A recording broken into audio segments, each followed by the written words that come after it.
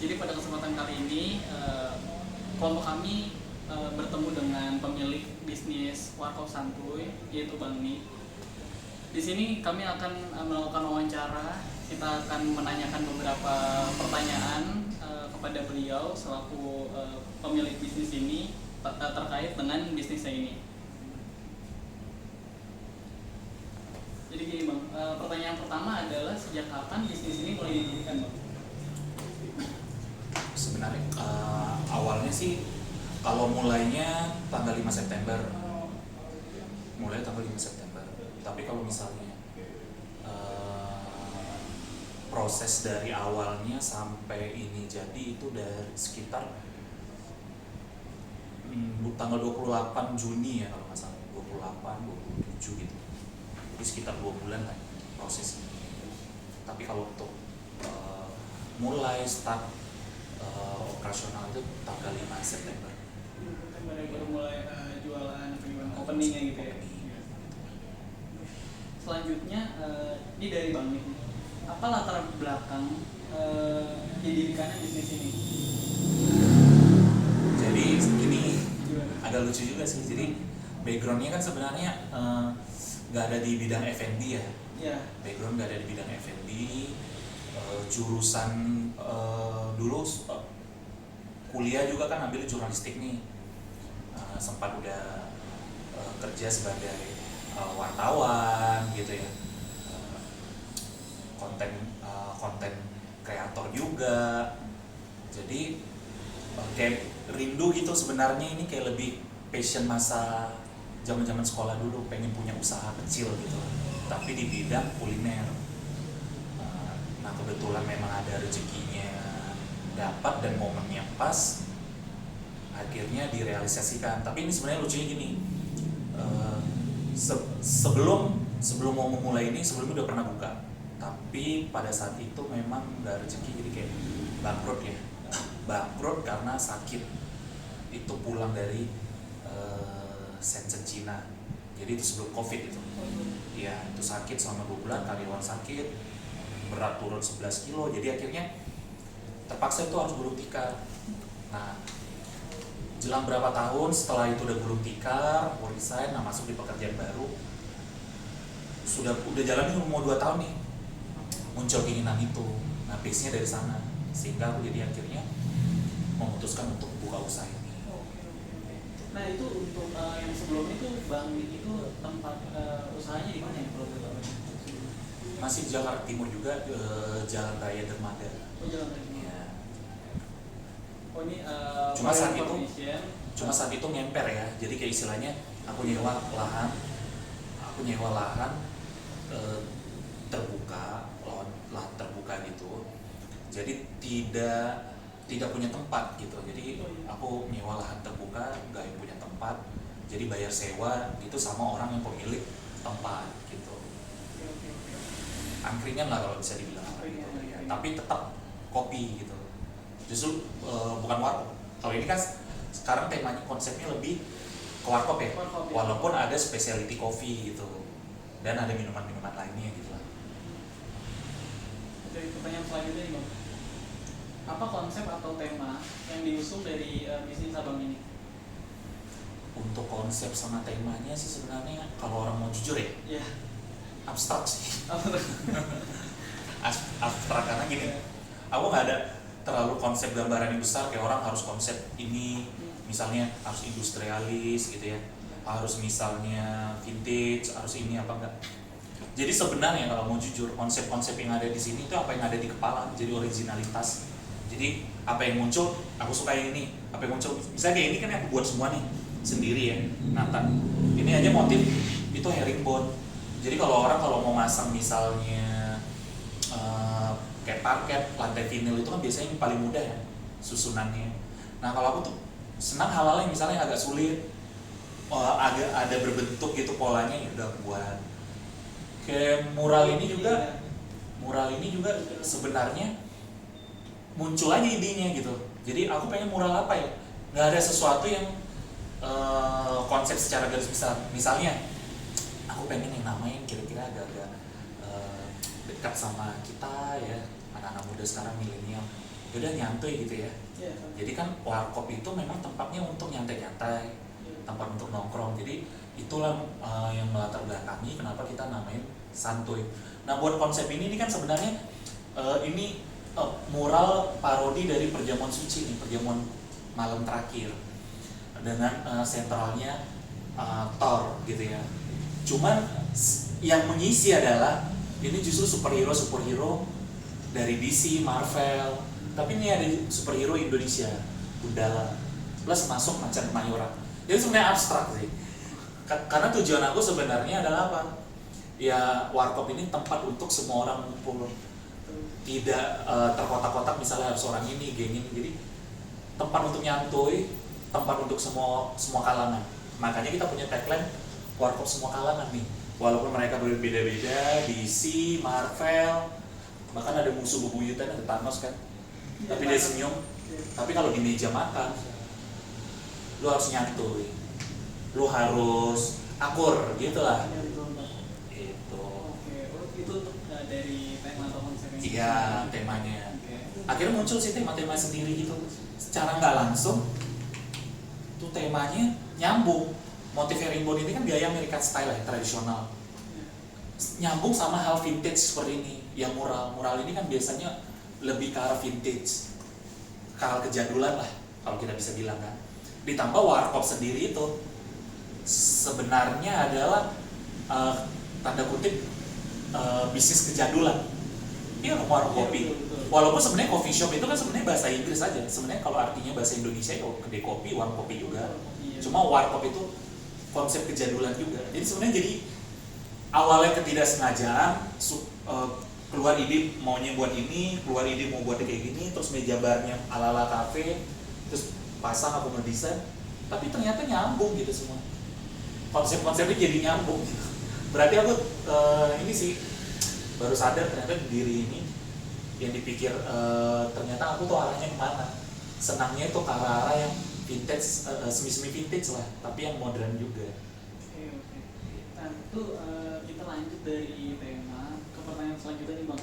Kan tadi kan Bang bilang dari semua kalangan ya biar bisa akur atau gimana untuk santai di sini di warkop santuy. Nah siapa sih yang menjadi target pasar dari bisnis ini sendiri? Nah karena tadi kan kan sebenarnya dalam semua bisnis kan harus ada target market ya, spesifik biasanya, spesifik itu wajib tuh sebenarnya. Aku udah ngerti sih itu, tapi untuk warkop ini sebenarnya aku hampir nggak punya target market sebenarnya, karena mikirnya seperti ini, aku kan maunya ini semua kalangan. Tapi setelah aku mikir-mikir ya, kayaknya perlu sih memang harus ada, walaupun tidak terlalu spesifik itu. Kenapa aku buat desain kok nggak seperti warkop biasa sih? Gitu kan? Harus desainnya seperti ini, konsepnya warnanya itu colorful tapi tema besarnya itu kuning. Ya loh, tujuan awalnya karena memang untuk menarik minat milenial. Walaupun target marketnya ini sebenarnya agak aku bilang kurang spesifik. Jadi karena memang tujuannya memang untuk semua orang. Karena kan warkop gak hanya anak muda ya, orang tua gitu ya, yang udah lanjut usia juga, anak-anak kecil juga is okay gitu untuk di warkop gitu. Tapi memang sekarang kalau aku ya kalau dulu awal pas mulai itu untuk semua kalangan, jadi gak ada target marketnya. Sekarang aku udah kayak lebih prepare untuk memang harus membuat spesifik target market, yaitu anak-anak milenial gitu, generasi milenial. Karena biasanya makanya kenapa kita di warkop ada wifi gitu kan, walaupun orang tua juga banyak butuh gitu ya game apa, tapi ya milenial kan dekat dengan generasi digital gitu. Selanjutnya nih Bang, bagaimana strategi pemasaran dari bisnis ini agar dapat diketahui oleh masyarakat luas Bang? Nah ini agak-agak susah juga sih sebenarnya. Hampir semua pengusaha pemula ya, apalagi aku juga baru gitu ya, itu untuk operasional, untuk segala macam-macamnya itu ya, perintilan itu tidak terlalu ribet kalau bagi kita pengusaha. Apalagi kalau kita udah tahu supplier, kita punya koneksi, kita punya passion, gairah, kecintaan sama satu pekerjaan itu bisa kita bisa delegasikan ke karyawan, itu bisa. Tapi memang terkendala yang terbesar adalah bagian marketingnya. Nah, gimana caranya kita memasarkan ini biar kita tuh terlihat gitu loh, orang aware dong, ini ada warkop santuy loh di sini, nggak jauh dari jalan raya, temanya unik gitu loh. Temanya kejadulan, warkop yang memang jual specialty kopi, minuman limun jadul, mungkin the one and only cuma ada di aku di Jabodetabek, tapi ada juga kopi saset gitu, nggak menghilangkan perahnya. Ini orang supaya aware nih kayak gimana? Itu aku bilang masih PR juga sih, masih tugas juga. Tapi selama ini yang aku lakukan sih beriklan di ya, pakai ad di Instagram gitu ya, advertising di Instagram. Kita juga pakai, ada beberapa teman selebgram juga yang memang aku kenal dekat, bantu untuk dia profit di TikTok. Aku juga pakai juga ads untuk di aplikasi pesan antar gitu ya, boleh disebut ya, misalnya kayak GrabFood gitu ya, GoFood gitu. Walaupun memang kurang signifikan sih ya hasilnya. Kenapa? Karena ini modal sendiri, kita mau bayar, cuma terkendala regulasi. Misalnya mereka nggak buka untuk iklannya saat ini. Terus kalaupun mau buka iklan, kita terkendala sama orang-orang yang pemain modal besar. Jadi yang mereka juga beriklan besar juga. Jadi kadang-kadang nama kita muncul itu paling bawah. Jadi strategi lainnya mungkin ya di pelayanan, di desain gitu, untuk orang bisa kenal, dan kita mainnya di sosial media sekarang lebih banyak ya. Menarik masyarakat di sini gitu ya, Bang. Instagram itu kita lebih banyak gempur di sana, karena kan tadi target market kita kan milenial ya. Iya. Jadi milenial itu akrab sama sosial media gitu. Jadi biasanya mereka di sana. Ya, kita buat websitenya, kita buat Google bisnisnya gitu. Tapi memang masih untuk naik itu memang belum, karena kita juga baru ya, baru mau jalan 3 bulan. Proses juga gitu.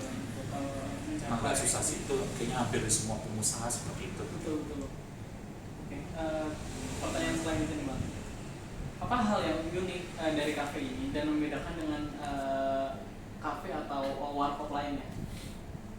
Apa yang unik ya? Aku nggak terlalu overconfident sih kalau misalnya terlalu apa yang unik ya. Tapi biasanya kalau dengar dari customer, kok ini unik juga ya. Tadi ini warkop ya? Ya warkop, karena mungkin warkop belum jarang kayak gini ya. Iya, betul. Warkop sekalinya warkop ya kafe gitu kan.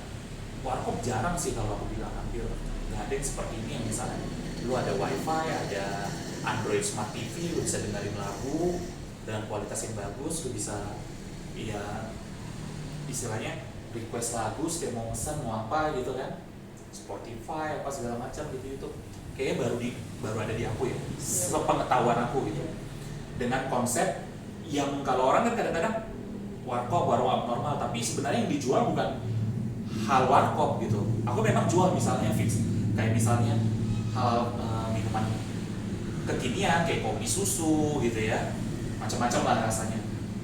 Minuman-minuman kekinian kayak misal artificial kayak spos gitu kan, boba juga ada yang baru, tapi kita tetap benar-benar pure. Ada kopi saset, ada indomie, ada mie goreng, itu kita ada. Jadi benar-benar warkop, tapi dengan desain kekinian gitu, desain yang lebih mengonsep hal-hal yang apa yang kita bilang ya, kejadulan tapi versi modern, pop up lah. Jadi lebih pop up ya, pop kultur ya, yang disukai sama anak-anak milenial. Misalnya desain-desain seperti ini gitu ya. Kalau di warkop kayaknya, kalau di warkop biasa tuh saya nggak menemukan hal yang kayak gini, Bang. warkop biasanya biasa aja gitu Warkop ya. biasanya cuma yang tempat gimana ya, warkop kebanyakan kayak masuk dari 2 pintu kanan kiri, dari itu outdoor, dan itu apa namanya, kita tinggal langsung duduk di bangku panjang kayak gitu. Paling kebanyakan kayak gitu, dan ini yang paling apa ya, hal yang paling signifikan gitu yang membedakan dari warkop santuy ini gitu. Ya, paling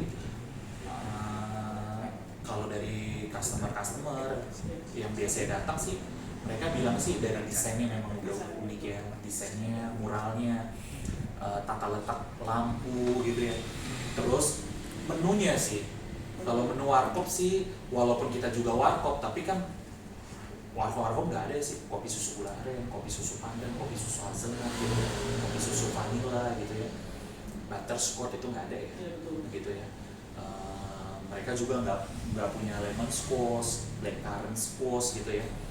Jadi kita macam-macam gitu, alpukat, macam-macam segala macam yang kita punya itu menu hampir 30. Termasuk kita juga punya rice bowl gitu. Walaupun kita juga jual kopi saset gitu, minuman-minuman saset kayak ya macam-macam lah ya, nutrisari, beng-beng, tora cafe apa segala macam gitu. Kita adakan juga gitu. Selain itu juga menu-menu lain. Di sini juga kan kita juga jual kayak pot ya, vape gitu ya. Disposable pot satu-satunya di Indonesia kita juga yang propernya. Kebetulan itu produk kantor aku juga display di sini. Itu sih mungkin yang membuat berbeda dari warkop-warkop pada umumnya itu sih. Itu dari keunikan bisnis abang. Selanjutnya kita mau tanya nih bang, berapa orang yang ikut andil dalam bisnis abang ini?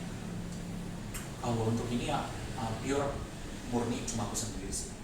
Jadi biasanya kan orang join apa, kalau ini aku mulai dari konseptor ya, yang mengkonsep ini semua, dari yang menghubungin supplier, dari yang memodalin pun itu 100% aku sih. Jadi kayak nggak ada kita join ke misalnya partnership kemana gitu ke orang atau yang modalin. Jadi itu pure aku sendiri sih. Kalau misalkan untuk abang kan sendiri, tapi kalau misalkan untuk yang menjalankan lebih ke operasional itu karyawan kira-kira ada berapa? Karyawan sih kemarin 3, cuma sekarang udah 2 ya, karena aku pikir belum terlalu ramai juga. 2 dan kita kan belum buka 24 hours kan, kita nggak buka ya. Jadi masih ngikutin anjuran pemerintah, walaupun sekarang kan PPKM kayaknya hampir udah nggak ada ya. Orang-orang semua udah rame gitu ya. Level 1, level 2 mungkin nggak ada gitu. Jadi sebenarnya bisa buka 24 jam, tapi saat ini aku belum buka 24 jam. Jadi kayak aku pikir ya 2 karyawan aja cukup, apalagi nanti aku yang bantuin juga. Oke. Tadi kan saya nanya terkait operasional, terkait karyawan. Nah ini saya mau nanya lagi, tapi lebih dalam, pengen mengupas lebih dalam bagaimana sih proses operasional yang dijalankan dalam warkop santuy ini, Bang? Sebenarnya kayak F&B biasa sih pada umumnya, kayak warkop biasa aja ya. Cuma yang uniknya ini kita pakai aplikasi hasil ya. Jadi kita udah nggak manual, jadi semuanya kita pure digitalisasi. Jadi kayak aku bisa melihat berapa stok inventory gitu ya, stok bahan baku, berapa laporan keuangan, siapa yang hari ini yang melayani sebagai kasir gitu kan. Terus itu semua udah terbukukan dalam proses accounting yang digital. Nah untuk proses yang makanan minuman itu ya biasa aja sih, kayak ya pada umumnya lah, sekelas-kelas coffee shop besar, Starbucks ya biasa aja, kalau ada orang yang pesan dibuatkan gitu kan. Cuma memang untuk karyawan sebatas operasional di sini. Jadi kalau untuk supplier apa segala macam itu masih aku sih. Pertanyaan selanjutnya itu bagaimana cara menjaga kualitas dari produk yang ditawarkan, Pak? Nah itu pentingnya kita itu ada quality control, QC-nya itu ya. Jadi aku nggak pernah ngejual yang ada semua makanan di sini yang benar-benar yang nggak aku cicipin, yang nggak sesuai dengan yang aku mau. Jadi semua ini udah pasti udah lulus uji aku dulu. Dan aku nggak akan jual barang-barang yang berbahaya gitu. Jadi memang aku harus suka dulu baru aku berani jual. Terus teman-teman aku tanyain, istilahnya aku dari riset dulu nih, oke, mereka baru jual. Memang terkendala adalah gini ya, karyawan yang sama sekali dari nol yang dia belum pernah pegang ini terus dibuat. Terkadang gitu ya, terkadang dia lupa tuh SOP gitu. Atau kadang-kadang ya namanya orang ya, beda kepala, beda tangan, jadi kadang-kadang beda gitu. Makanya aku tuh selalu nih ya dari dulu itu ya, sebelum memulai bisnis dalam hal apapun gitu, mau Cina juga dalam hal apapun, mau bisnis yang lain gitu, aku mau partneran sama orang atau mau bisnis passion apa segala macam, bekerja pun itu kita harus punya protapnya, standar operasional prosedur.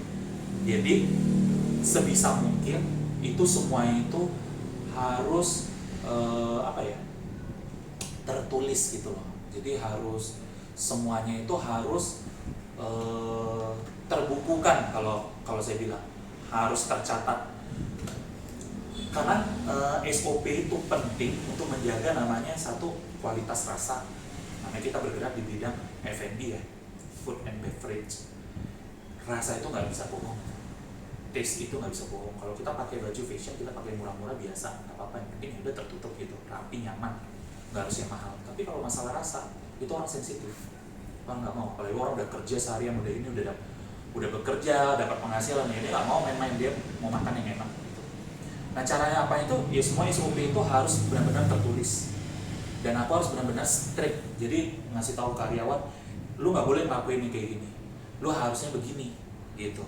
Jadi gue nggak hanya sekedar ngomong, tapi gue praktekkan, gue tunjukin mereka, terus mereka rasain, ini coba yang lu buat nih tadi dengan yang gue buat, oh iya beda pak, beda ya pak, gini. Jadi SOP itu memang harus. Kita pernah nggak sih, kalau aku ngerasain banget nih ya, orang Indonesia itu banyak pintar-pintar loh, bahkan itu dipakai di luar negeri, tapi pada saat membuat franchise buat franchise nih ya, itu SOP itu tidak hanya menyangkut operasional, makanan, rasa ya, layanan semuanya itu beda loh, bisa setiap franchise itu bisa beda-beda. Itu why ternyata mereka itu, kita tuh masih menganut sistem kalau nanti koki ini bagus, ya enaknya di tempat ini, beda koki beda ini, seharusnya nggak boleh.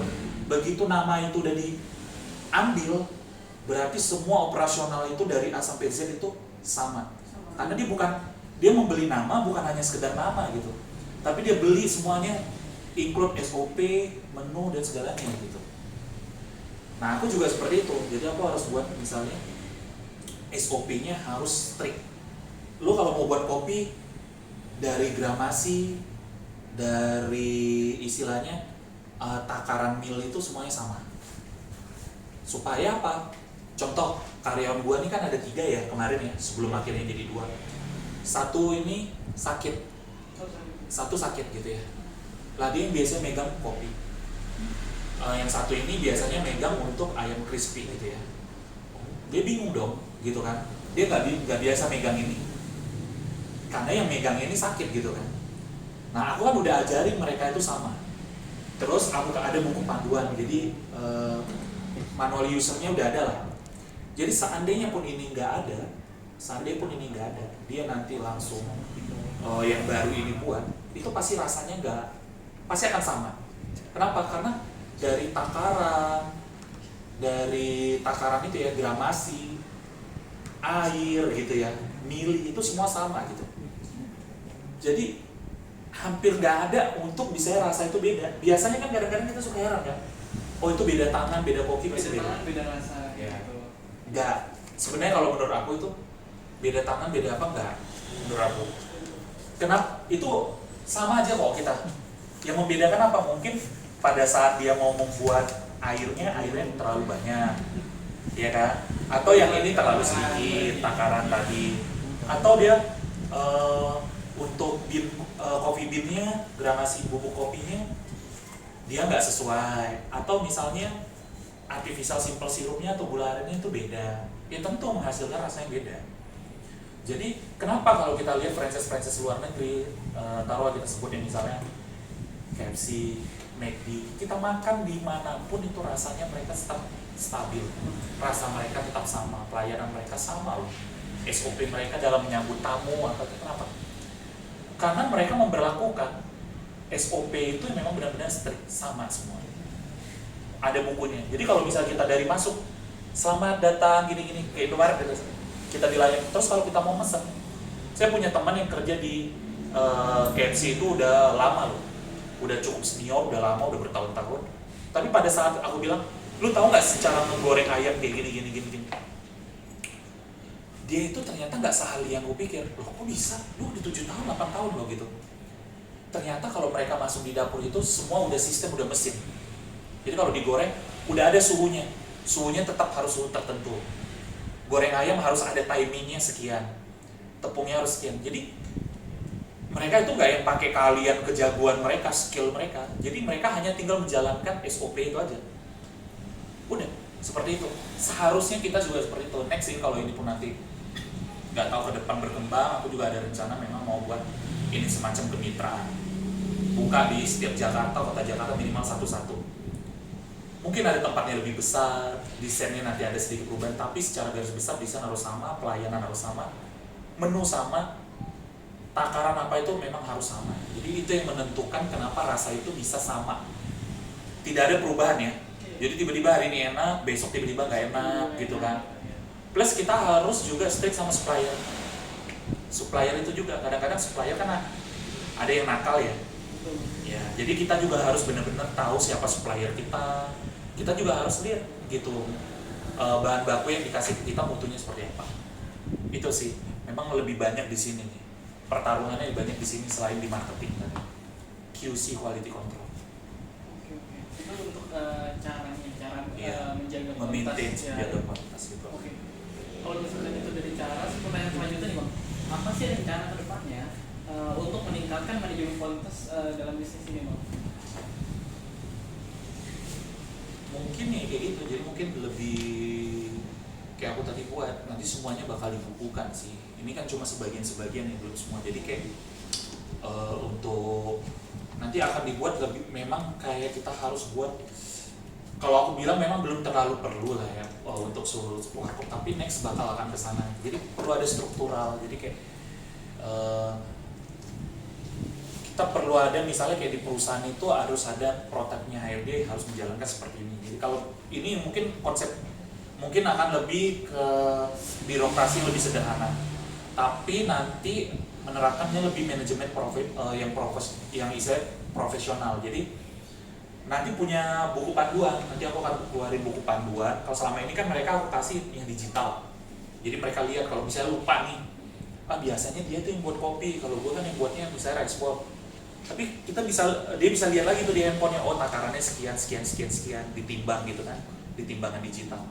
Sekarang nanti udah ada buku manualnya. Aku harapkan mereka untuk hafal semua, kalaupun enggak ya mereka harus ada SOP gitu. Semua dibuat nanti sesuai dengan SOP tadi. Jadi mulai dari melayani, seragam mereka, kayak gitu kan mereka punya topi itu ya. Jadi kita kan punya seragam, celemek apa itu kita buat semuanya itu sama. Jadi ya hal biasalah, senyum, sapa, salam gitu ya. Terus kebersihan gitu kan. Terus nanti ngolah bahan baku gimana tuh cara yang benar. Terus packingnya yang benar seperti apa, itu nanti akan semua dibuat standar operasionalnya yang fix ya. Jadi gitu. Pertanyaan selanjutnya Bang, apa saja kendala yang dihadapi selama menjalankan bisnis ini? Kendalanya balik lagi tadi untuk quality control, namanya kan karyawan ya. Saya kan nggak tiap hari nih kerja juga, nggak tiap hari, kadang di rumah kadang apa, nggak tiap hari dikontrol. Kalau awal-awal kontrol gitu ya, nggak memantau. Nah kadang-kadang karyawan ini ya namanya manusia lah, kadang-kadang nggak selalu konsisten gitu, maksudnya nggak selalu ritmenya itu sama gitu. Kadang-kadang lagi yang up banget, kadang-kadang yang ya stabil normal, kadang-kadang yang drop gitu ya. Itu ya namanya human ya. Itu sih yang jadi aku kayak pengen bangun yang benar-benar birokrasi yang benar-benar sehat. Jadi kayak ya mereka menjalankan sesuai dengan misalnya kalau kita punya misalnya brand nama tuh ya, mereka kan birokrasi udah bagus ya, struktur organisasinya ya, division of work-nya itu udah bagus gitu.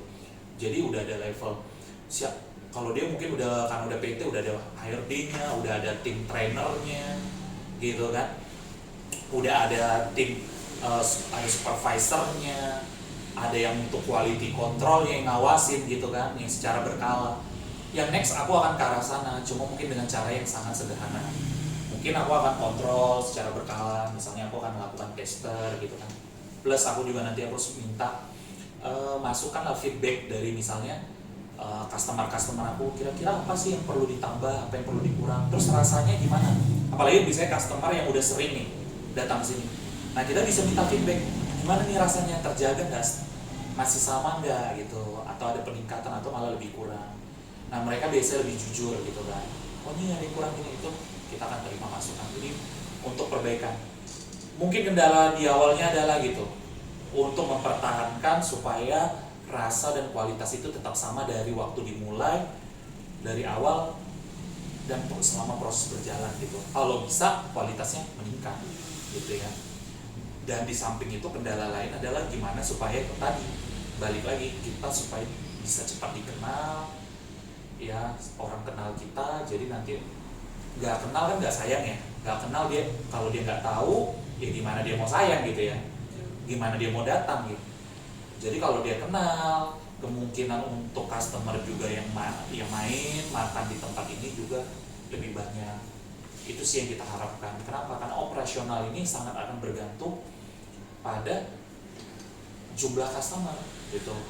Kalau misalnya kita dengan biaya operasional yang udah lumayan cukup tinggi dibanding warkop-warkop yang lain, tapi ternyata yang datang ya itu nggak nutup, ya lama-lama juga usaha itu juga goyang juga. Nah itulah, jadi kita juga sering-sering makanya harga-harga di setiap di tempat ini ya itu semua underprice di bawah 20.000. Jadi ya mungkin maksimal 20.000. Jadi kita walaupun yang aku datangin di Pekalongan, the one and only hanya ada di aku, bahkan Indonesia belum merdeka mesinnya udah ada kafe. Tapi semua itu harga aku price di bawah 20.000 gitu. Ada lagi lebih murah lagi, bahkan menu paling murah tuh ada yang harga 3.000. Nah, udah sama kayak warkop-warkop lain, bahkan mungkin lebih murah. Mungkin di BKT bisa 4.000, 5.000 untuk kopi hitam doang kok. Ini kita packingnya bagus gitu, sehat. Jadi kita packing juga bener. Jadi kita pakai paper cup. Tempat yang panas itu nggak bisa hanya gelas plastik yang biasa, harus gelas plastik khusus. Kalau nggak ya kita paper cup gitu. Tapi kita tetap jual dengan harga 3.000. Jadi sebenarnya kalau untuk masalah harga udah sangat bersaing. Cuma yang memang kendala kita adalah satu tadi, di masalah marketing pemasaran ini, gimana supaya kita cepat dikenal. Kedua itu untuk kita ya. Nah untuk yang internalnya adalah gimana membuat karyawan ini tetap konsisten bisa menjalankan SOP atau protap tadi gitu, supaya kualitas rasa tadi itu tetap terjaga gitu. Itu sih. Oke. Nah, sekarang kan udah di 2021 ya. Kita sebelumnya udah melewati masa pandemi COVID-19 juga. Nah, apakah pandemi COVID-19 itu memiliki dampak yang besar bagi keberlangsungan bisnis ini, Bang? Of course lah, pasti. Gak mungkin gak, karena kan kita bidang F&B ya. Dan kenapa aku buat konsep seperti ini, mengharapkan orang dine in, makan di tempat untuk mendapatkan vibe-nya, atmosfernya gitu lah. Tapi itu bisa diakali dengan sekarang teknologi ya. Pesan antar walaupun itu aku rasa nggak terlalu signifikan membantu. Mungkin kalau mereka udah di awal-awal dan mereka pemodal besar dan rating mereka udah lebih tinggi, mereka kan terus terlihat. Kita pun walaupun beriklan akan selalu di bawah. Nah rating mereka udah tinggi, mereka kan tetap lagi dibeli, lebih tinggi lagi gitu. Jadi begitu keluar akan dilihat, apalagi masyarakat kita, mungkin masyarakat dunia, nggak hanya di Indonesia kok, malas nyari itu di bawah-bawah. Kalau udah dilihat di atas udah pesan gitu kan. Nah ratingnya naik lagi gitu. Kita kan kalah dengan itu, walaupun kita mau sanggup bayar, tapi berat di sana. Kita pemain yang baru gitu kan, istilahnya kita startup lah, baru mulai. Berat kalau kita nggak bisa kenal, kita nggak jangkau komunitas-komunitas ini gitulah, masuk ke komunitas untuk kenal mereka, itu berat. Untuk kita main hanya mengandalkan ya aplikasi pesan antar gitu. Tapi itu membantu di saat situasi misalnya orang tidak bisa harus bertemu langsung, harus menerapkan protokol kesehatan gitu ya, harus physical distance gitu, membantu lah, walaupun tidak terlalu signifikan. Tetap yang kita harapkan orang datang makan di tempat gitu. Karena yang kita jual apa konsepnya ini? Yang kita jual kan konsepnya ini. Konsepnya ini kita jual. Ini loh, kita berbeda dengan warkop-warkop pada umumnya. Kalau mereka hanya makan kayak gitu ya, mungkin kita mendingan buka di dapur rumah aja. Gitu kan. Seperti itu. Ya memang terdampak sih, aku harus akui. Karena satu juga terdampak kita nggak untuk orang ketemu. Ya sekarang udah mulai agak tenang. Kedua, karena pandemi ini kan banyak kan orang akhirnya di PHK ini segala macam, pendapatan mereka berkurang, jadi akhirnya mereka juga merem diri untuk belanja gitu, dan itu efeknya juga multiplayer efek lah, jadi istilahnya itu akan berimbas ke kita juga yang wirausaha gitu, jadi orang akan mengerem uangnya untuk berbelanja lebih hemat, lebih ini gitu ya itu berpengaruh ke pendapatan kita sih jadinya gitu. Pertanyaan terakhir nih Bang, apa rencana Abang dalam pengembangan bisnis ini di masa kedepannya? Aku sih tetap masih yakin sih di bisnis F&B. Kenapa ya aku ambil bisnis ini? Karena ya F&B ini bisnis yang kalau orang bilang bisnis yang abadi, selama masih ada manusia masih hidup pasti akan butuh makan gitu kan. Dan manusia selain makan dia pasti butuh experience, pengalaman gitu. Apa sih hal baru? Dan manusia itu orang yang tidak pernah ada rasa puas sebenarnya, walaupun kebutuhan mungkin sudah cukup sebenarnya, tapi dia akan cari apa lagi yang baru, cari apa yang baru. Kita perlu inovasi lah, inovasi ke depan kayak ini nanti ada perubahan juga. Jadi coffee roasting apa ada perubahan. Dan next aku juga akan ngeluarin kayak menu baru, mungkin dimsum gitu ya, dimsum angkringan layaknya hotel, tapi ada mungkin puluhan varian dimsum gitu yang orang nggak ketemuin, dijual dalam bentuk tradisional angkringan gitu, tapi angkringannya itu kayak angkringan Jepang gitu, jadi di kelatak bambu. Itu kita akan buat dengan harga-harga yang sangat ya make sense lah, harga yang terjangkau di situasi seperti ini gitu.